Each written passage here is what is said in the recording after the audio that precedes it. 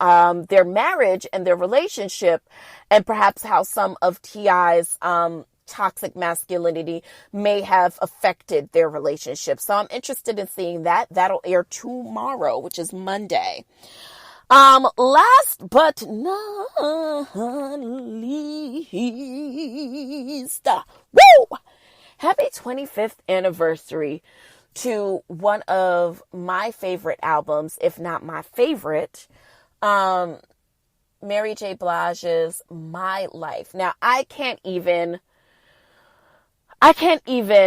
deal with the fact that this album is 25 years old. Like, that's so wild to me. I remember sitting in the living room with my very best friend, hey Gertrude, listening to this album, listening to the CD that we had ordered from BMG and paid $1 and then got like 20 CDs but never paid for the rest of them.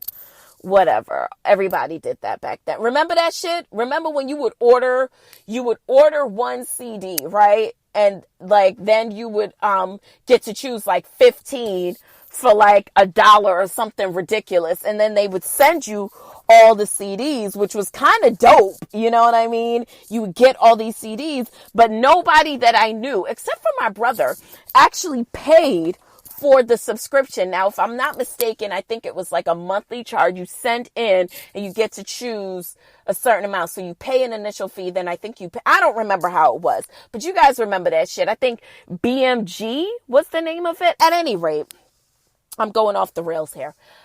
My Life, the groundbreaking album. I don't even know. I think that was this is Mary J. Blige's second album. What's the 411 was her first actual album. And I remember, What's the 411 was definitely a rougher presentation. You know, you could tell that she was building at that point. You Remind Me was a cute video, but, you know, Real Love was given probably a bigger budget. And, you know, she did a couple of other singles from What's the 411, but My Life, Be Happy, when she launched the single for Be Happy. And it was one of the first times that I think that I had really paid attention to production and songwriting. You know, that's like when Puffy was at the helm of Uptown, and he had Faith Evans writing for him and Chucky Thompson writing for him, and I think not Chucky Thompson, Chucky Booker writing for him, and there was Mary J. Blige had done work with Jodeci, Casey and JoJo at that point, but they definitely sang background vocals on a couple of songs, specifically on My Life.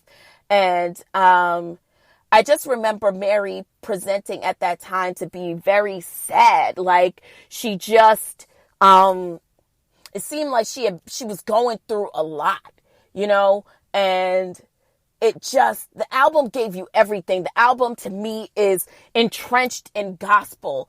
It was a political album because to me, if I listen to the song, My Life, right? It strikes the chord for me, as a political song, and, it samples, everybody look in the sunshine. Da, da, da, da, da. You know that song. It samples that beat, and something about it just felt like a political song. And it had hip hop elements and interludes. I can remember, oh man, I forgot his name, but he used to always run with Redman. And he did an interlude, and I remember Puffy's interlude. It's just you could put that album on today and it stands the test of time. It does not sound like an album that is 25 years old. It sounds like an album that could have been made today. Which brings me to the setting of the table. And, this week I want to set the table for honest creativity and cultural shifting. Have you ever had like just a brainstorm as a creative? Have you ever sat down and just had a brainstorm with another creative and it just felt so exhilarating? Oftentimes you probably choose the same creatives, or if you're lucky, you get to surround yourselves with people who touch different facets of the creative world, whether it be music or clothes or dance or singing or art or writing or, whatever it could be, whatever is your creative outlet. So for me, I am blessed to have a variance of creatives around me. And, I noticed lately that our discussions about creativity by and large have been where there seems to be, a gap, if you will, in being fed creatively. And what I mean by that is that, we're living in a world where, to me, it seems like we're lost creatively. Instead of having the new whatever, we are rebooting and reimagining and recycling and reworking. It's not about taking a chance anymore and doing something new. Now, for me, I know whole companies and have worked for whole companies whose very premise is to reimagine the work of creatives and give it to you at a cheaper, you know what I mean? And these are some of the most thriving retailers in the world. And I think that that's where we got stuck culturally. I think a lot of my friends and I have been trying to decide, where did we get stuck culturally on a creative level? And if you notice, a lot of what is being rebooted and reimagined and recycled to us is a time before we were given fast fashion, or at least on a vast scale, on a universal scale, if you will, the way we're fed it now.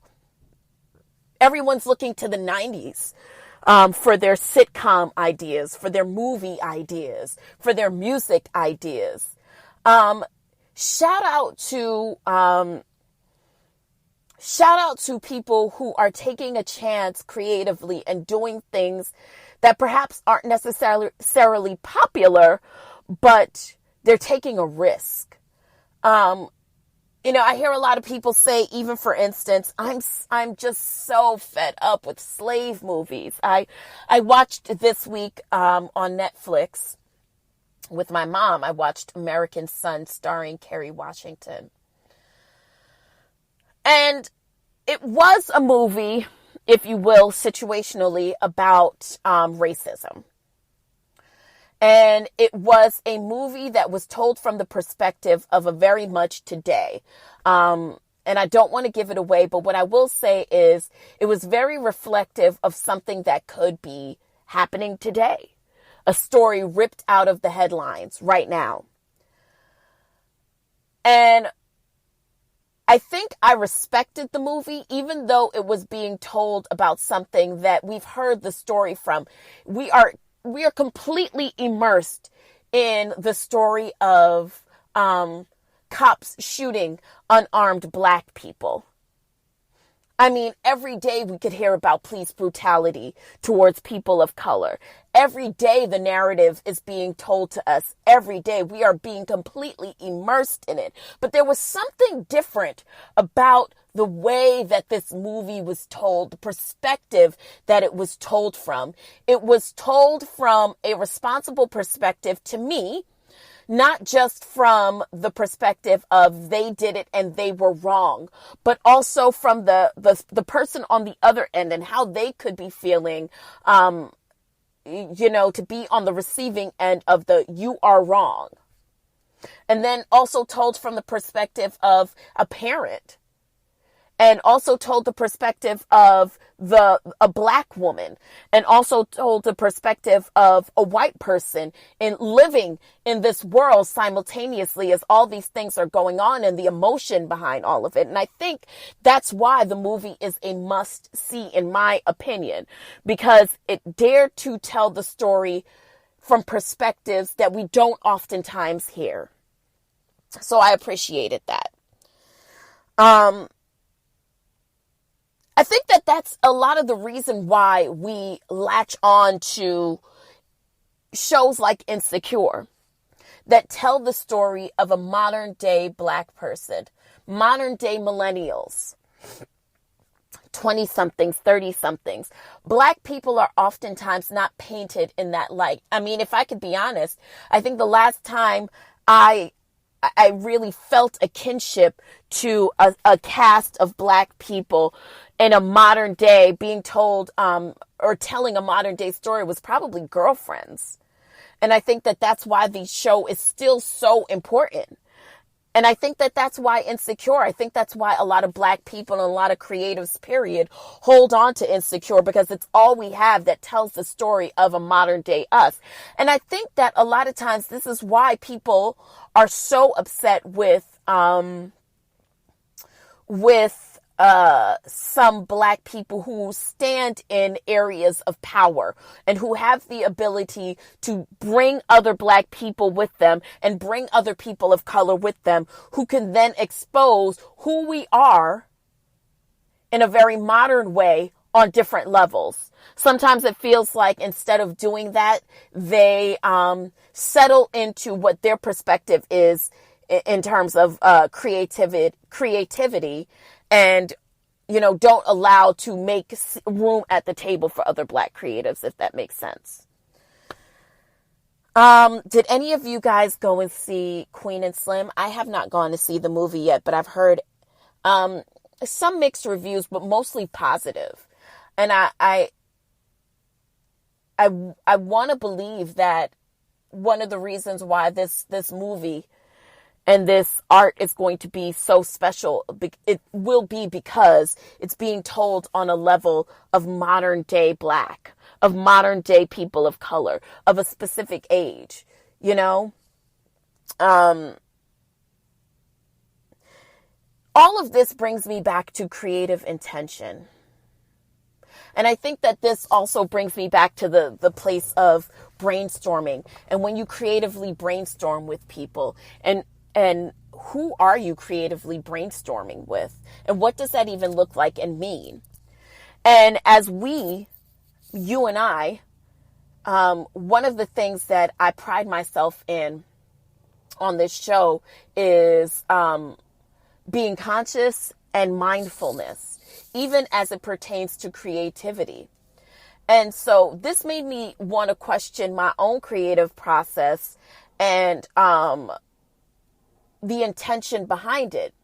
And as I did that this week, I found myself kind of digging in, you know, so to speak, and being very excited about coming to this platform and being able to, how can I raise the bar on doing this show, right? And raising the bar, sometimes people think on a level of, how can I get more listens? How can I design in a way that it's never, what fabrics can I use? What words can I say? How can I use this beat in a way that it's never been used before? But I wanted to challenge myself to look at the way that I was processing and the way that I was creating beyond just a surface level of just planning or a run of show. But what was my intention? And I always will advise a creator to go back to your intention. Yeah, there are millions of people out here doing podcasts. Let's face it, it's a saturated market. It's a saturated market. It's a lot of people think it's easy to do because you're just talking, right? It's just me and you. You and I are just having a conversation. What's the big deal? It's not that hard. You can do that. You can talk for a couple of minutes and get people to listen. Listen, it's not as easy as you would think, but the pool is open and it's there and it's available to you. But I think that the thing that would separate the cream from the crop, so to speak, is intention.